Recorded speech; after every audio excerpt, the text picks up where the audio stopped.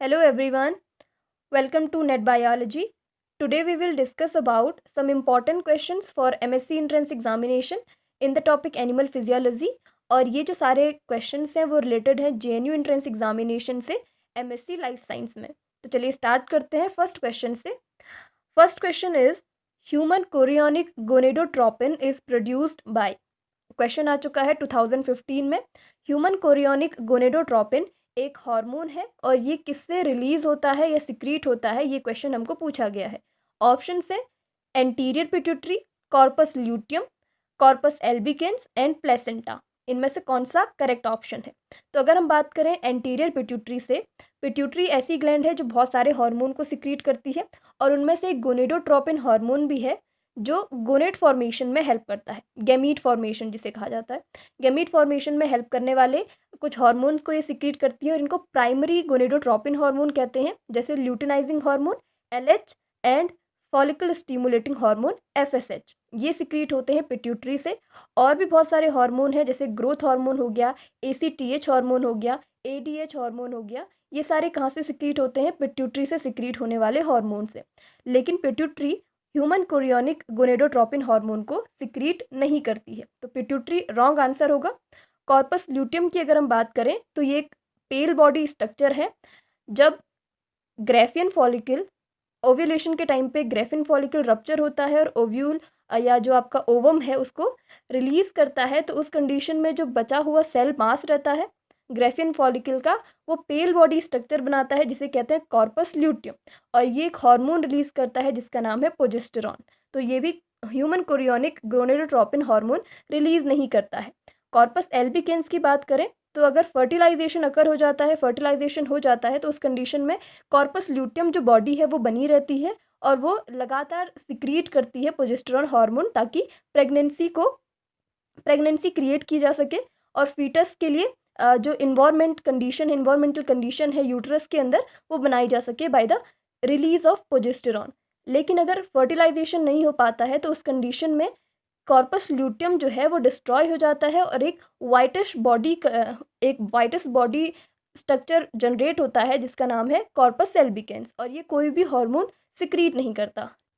और लास्ट हमारे पास बचा प्लेसेंटा। प्लेसेंटा क्या है? एक कनेक्शन है between maternal blood and foetal blood.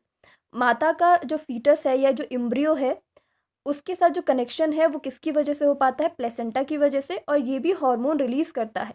Placenta का और भी काम है, हार्मोन रिलीज करने के साथ साथ ये नरिशमेंट और एक्सक्रीटरी मटेरियल को फीटस से बाहर लेके जाता है, नरिशिंग मटेरियल, और जो ऑक्सीजन है उसको फीटस तक लेके आने का ये काम करता है। कौन? प्लेसेंटा। तो अगर हम बात करें प्लेसेंटल जो पिट्यूटरी ग्लैंड है वो सिक्रीट करती है दो प्राइमरी गोनेडोट्रोपिन हार्मोन को, luteinizing hormone and follicle stimulating hormone. केवल यही दो गोनेडोट्रोपिन हार्मोन रिलीज होते हैं पिट्यूटरी ग्लैंड से। एंड प्लेसेंटा जो है वो प्रोड्यूस करती है human chorionic gonadotropin hormone, progesterone hormone, oestrogen and human placental lactogen hormone. इसके साथ साथ ये नरिशमेंट देने का और एक्सक्रीटरी मटेरियल को एक्सक्रीट आउट करने का भी काम करती है फीटस से। Human chorionic gonadotropin hormone stimulates the corpus luteum to produce progesterone to maintain the pregnancy।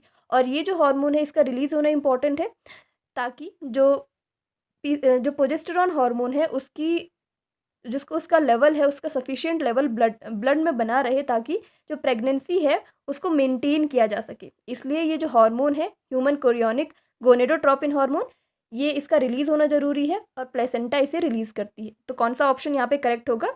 कौन रिलीज कर रहा है? प्लेसेंटा। फोर्थ वाला ऑप्शन यहाँ पे करेक्ट होगा। Next question is the reduction in the oxygen binding capacity of haemoglobin due to the decrease in blood pH is called.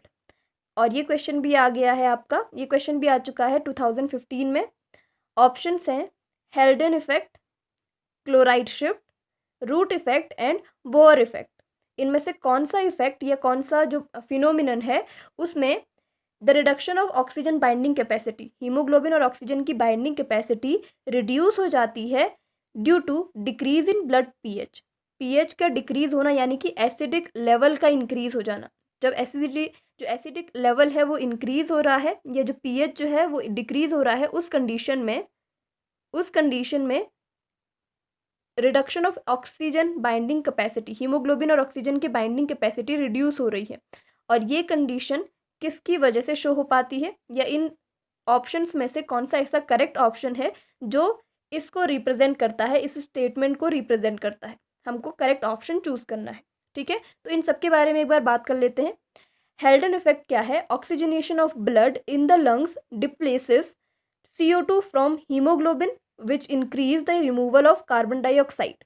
हेल्डन effect के अनुसार ये जो हेल्डन इफेक्ट वाली फिनोमिनान है उसमें क्या होता है, ऑक्सीजनेशन की जो प्रोसेस है ऑफ द ब्लड में ऑक्सीजनेशन का मतलब हीमोग्लोबिन के साथ ऑक्सीजन की मॉलिक्यूल का अटैच होना, यानी कि ऑक्सीजन का बाइंड होना किसके साथ, हीमोग्लोबिन के साथ। ये अकर हो पाता है, ये हो पाता है किसकी वजह से, जब ऑक्सीजनेशन होता है तो उस टाइम पे जो लंग्स हैं उसमें CO2 रिप्लेस हो जाता है किससे, हीमोग्लोबिन से। और वो क्या करता है, इंक्रीज करता है रिमूवल ऑफ कार्बन डाइऑक्साइड। मतलब ऑक्सीजन का लेवल अगर इंक्रीज हो रहा है लंग्स में और वो हीमोग्लोबिन के साथ बाइंड हो रहे हैं, तो हीमोग्लोबिन के साथ जो जुड़ी हुई कार्बन डाइऑक्साइड है उसको क्या हो जाएगा, वो डिटैच हो जाएगा और उसकी वजह से उसका रिमूवल संभव हो पाएगा, पॉसिबल हो पाएगा उसका रिमूवल। और ये जो प्रोसेस है इसको कहते हैं हेल्डन इफेक्ट। ये स्टेटमेंट है हेल्डन इफेक्ट। और दूसरा जो है बोर इफेक्ट, इसके अनुसार क्या होता है, haemoglobin oxygen binding affinity is inversely related both to acidity and the concentration of CO2। इसके अनुसार क्या है, according to Bohr effect, haemoglobin oxygen binding affinity, haemoglobin की ऑक्सीजन के साथ बाइंड होने वाली जो एफिनिटी है ये इन्वर्सली रिलेटेड है और इन्वर्सली प्रोपोर्शनल है टू एसिडिटी। मतलब अगर एसिडिटी बढ़ेगी यानी कि pH जो होगा वो लो होगा तो ऑक्सीजन हीमोग्लोबिन बाइंडिंग एफिनिटी भी डिक्रीज हो जाएगी। एंड अगर कंसंट्रेशन ऑफ CO2 और the partial pressure of carbon dioxide अगर ये इंक्रीज होता है तो उस कंडीशन में भी oxygen haemoglobin binding affinity decrease हो जाएगी। इसके अकॉर्डिंग ये होता है। ठीक है, तो ये भी कहीं ना कहीं बताता है pH के लो होने पर oxygen haemoglobin binding affinity low होती है। दूसरा इफेक्ट देख लेते हैं, रूट इफेक्ट। इसके according it is a phenomenon where the lower pH lowers the hemoglobin's affinity and carrying capacity of oxygen। इसके अकॉर्डिंग भी क्या होता है, अगर pH लो हो जाता है तो उस कंडीशन में हीमोग्लोबिन की एफिनिटी ऑक्सीजन के साथ बाइंड होने की ये भी डिक्रीज हो जाती है और उसकी कैरिंग कैपेसिटी, ऑक्सीजन को कैरी करने की कैपेसिटी भी डिक्रीज हो जाती है। किस कंडीशन में, अगर pH लो होता है। तो ये भी यही डिफाइन कर रहा है। समथिंग जैसा बोर इफेक्ट है वैसा ही रूट इफेक्ट भी डिफाइन कर रहा है, लेकिन ये पर्टिकुलरली स्पेसिफिकली केवल एक ही चीज़ को पॉइंट आउट कर रहा है और वो क्या है, अब pH के लो होने की वजह से ऑक्सीजन बाइंडिंग कैपेसिटी डिक्रीज हो जाती है और यहाँ पे एसिडिटी और कंसंट्रेशन ऑफ CO2। और मेन फोकस जो बोर इफेक्ट का है वो main focus concentration of CO2 पे होता है। लास्ट क्लोराइड शिफ्ट क्या है, chloride shift is the exchange of bicarbonate and chloride across the membrane of RBCs। Red blood cells की जो मेम्ब्रेन है उसके अक्रॉस में बाइकार्बोनेट्स एंड क्लोराइड्स का आवागमन, जो ट्रांसपोर्टेशन की और एक्सचेंज की प्रोसेस है उसको कहते हैं क्लोराइड शिफ्ट। तो ये वाला जो ऑप्शन है वो तो बिल्कुल ही रॉन्ग है। हेल्डन इफेक्ट भी ये डिफाइन नहीं करता। दो हमारे पास इस क्वेश्चन के आंसर्स हैं और इनमें से हम प्रेफरेंस किसको देंगे, रूट इफेक्ट को, क्योंकि ये स्पेसिफिकली केवल जो हमको स्टेटमेंट दिया है उसी के अकॉर्डिंग बात कर रहा है। तो कौन सा ऑप्शन यहाँ पे करेक्ट होगा, रूट इफेक्ट को हम क्या करेंगे, प्रेफरेंस देंगे। तो सी वाला ऑप्शन यहाँ पे करेक्ट होगा, रूट इफेक्ट। ठीक है, नेक्स्ट क्वेश्चन है, Kupffer cells are present in, Kupffer cells कहाँ लोकेटेड और प्रेजेंट होती है फॉलोइंग ऑप्शंस में से। और ये क्वेश्चन आ चुका है 2016 में। ऑप्शंस हैं pancreas, liver, lung and heart. इनमें से कौन सा करेक्ट है। तो अगर हम बात करें कफर सेल्स की तो ये सेल्स लोकेटेड होती है कहाँ, लिवर में। और इनका मेन फंक्शन क्या है, फैगोसाइटोसिस का, इसलिए इनको फैगोसाइट्स कहा जाता है। हमारी बॉडी में कुछ ऐसी सेल्स हैं, मेनली ये WBCs होती हैं और इम्यूनिटी सेल्स होती हैं जो इम्यून सिस्टम को बनाती है और ये काम करती है फैगोसाइटोसिस का। मतलब कोई भी फॉरेन पार्टिकल है जो बॉडी के लिए फेमिलियर नहीं है, ऐसे पार्टिकल्स को ये इनगल्फ करने का काम करती है और उनको डिस्ट्रॉय करने का काम करती है। जैसे मैक्रोफेजेस हो गए, मोनोसाइट्स हो गए, WBCs हैं, ये इनगल्फिंग का काम करती है। साथ ही साथ कोई डैमेज सेल है अगर बॉडी में जो पूरी बॉडी को नुकसान पहुंचा सकती है, डैमेज सेल्स को भी ये इनगल्फ करने का काम करती है। वैसे ही कफर सेल्स का भी काम है फैगोसाइटोसिस का, सॉलिड मटेरियल को इनगल्फ करने का, और इसलिए इनको कहते हैं फैगोसाइट्स। और ये मेनली काम करती हैं ब्रेक डाउन ऑफ आरबीसीज यानी रेड ब्लड सेल्स, इनके ब्रेक डाउन पे इनको इनगल्फ करने का ये मेन काम करती है फैगोसाइटोसिस की प्रोसेस के थ्रू। ठीक है, तो ये कहाँ लोकेट होती है? ये लोकेटेड होती है लिवर में। तो करेक्ट ऑप्शन, हमको केवल इतना पूछा गया है कि इनमें से कहाँ लोकेटेड है और कहाँ प्रेजेंट है, तो हम सीधा लिवर पे टिक करेंगे। बी वाला ऑप्शन यहाँ पे करेक्ट होगा। ठीक है, नेक्स्ट क्वेश्चन क्या है? Next question is blood coagulation involves a cascade of events. Which one of the following conversion pathways associate with the formation of blood clot is correct? और ये क्वेश्चन भी आ चुका है कहाँ पे? 2016 में। क्वेश्चन क्या है, एक बार फिर से इसको डिटेल में पढ़ते हैं। ब्लड कोआगुलेशन और ब्लड क्लॉटिंग की जो प्रोसेस है, इसमें काफ़ी सारे फैक्टर्स इन्वॉल्व होते हैं और एक लंबा कैस्केड ऑफ इवेंट्स होता है। इवेंट का बहुत लंबा चौड़ा एक बहुत सारे फैक्टर्स यहाँ पे काम करते हैं। तो यहाँ पे कुछ ये हमको कॉम्बिनेशन दिए गए हैं, कन्वर्जन पाथवेज दिए गए हैं जो कि एसोसिएट है फॉर्मेशन ऑफ ब्लड क्लॉट। हमको इनमें से बताना है कि करेक्ट वाला जो सीक्वेंस है वो कौन सा है, करेक्ट सीक्वेंस कौन सा है ये बताना है। First one is fibrin, fibrinogen, fibrin clot. Second is prothrombin, thrombin, fibrinogen, fibrin and fibrin clot, fibrinogen, fibrin and fibrin clot, fibrinogen, prothrombin, thrombin, fibrin and fibrin clot. इनमें से करेक्ट ऑप्शन चूज करना है। तो इसको जानने से पहले थोड़ा सा जो ब्लड कोआगुलेशन है उसकी प्रोसेस को देख लेते हैं। जो कोआगुलेशन होता है उसके पास दो पाथवेज हैं। जो ब्लड कोआगुलेशन का मतलब है अगर कहीं पे हमको चोट लग जाए, जख्म हो जाए, उस कंडीशन में जो ब्लड फ्लो हो जाता है उसको वापस से होम्योस्टैसिस को बरकरार रखना है। बॉडी के इंटरनल जो इन्वायरमेंट है उसको स्टेबल रखने की जो प्रोसेस होती है उसे कहते हैं होम्योस्टैसिस। और उसके लिए ब्लड कोआगुलेशन को होना ज़रूरी है, ब्लड फ्लो का, और जो ब्लड लॉस है उसे रोकना ज़रूरी है। इसलिए जो जहाँ पे हमको जख्म हुआ है, जहाँ पे हमको घाव लगा है, वहाँ पे सीलिंग की प्रोसेस होती है और उस सीलिंग की प्रोसेस को हम कहते हैं ब्लड कोआगुलेशन, यानी कि जख्म का भर जाना, ब्लड कोआगुलेशन और ब्लड क्लॉटिंग। और इसमें काफ़ी सारे फैक्टर्स बॉडी में प्रेजेंट होते हैं जो वो काम करते हैं। यहाँ पे अप्रॉक्स 13 फैक्टर्स यहाँ पे इन्वॉल्व होते हैं। तो यहाँ पे दो पाथवेज हैं, इंट्रिंसिक पाथवे अगर इंटरनल इंजरी है तो, और एक्सट्रिंसिक पाथवे अगर एक्सटर्नल इंजरी है तो अलग अलग टाइप से ये दोनों ही पाथवेज चलते हैं और लास्ट में बनता है फाइब्रिन क्लॉट, जो कि एक इनसोल्यूबल फॉर्म में थ्रेड लाइक स्ट्रक्चर होते हैं। और मेन यहाँ पे कौन सा है, यहाँ से स्टार्ट होता है मेन, जहाँ पे दोनों ही पाथवेज आके एक दूसरे के साथ जुड़ जाते हैं। दोनों ही पाथवेज में लास्ट वाली जो प्रोसेस है वो सेम होती है। बाकी यहाँ पे अलग फैक्टर्स काम करते हैं, यहाँ पे अलग फैक्टर्स काम करते हैं, लेकिन यहाँ नीचे पे आके दोनों ही एक टाइप के फैक्टर्स यहाँ पे काम करेंगे और ये वाला जो पोर्शन है वो मेन हो जाता है।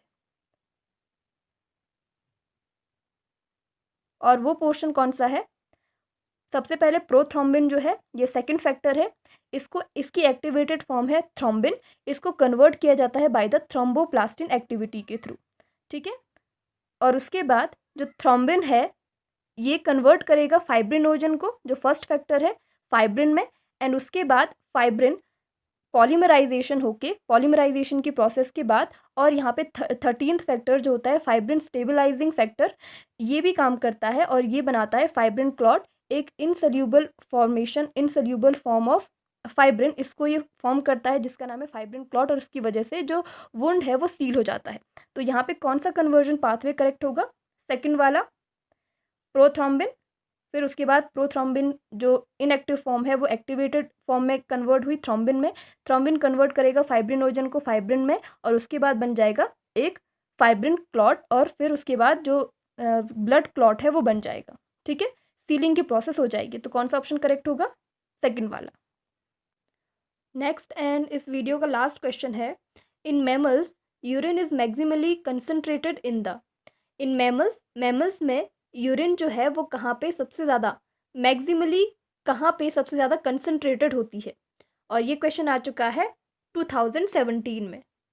ऑप्शंस हैं Bowman's capsule, loop of Henle, proximal tubule of nephron and glomerular tuft. इनमें से कहाँ पे सबसे ज़्यादा मैक्सिमम यूरिन जो है वो कंसनट्रेटेड फॉर्म में होती है, और जो यूरिन का कंसनट्रेशन है वो सबसे ज़्यादा किस पोर्शन में होता है?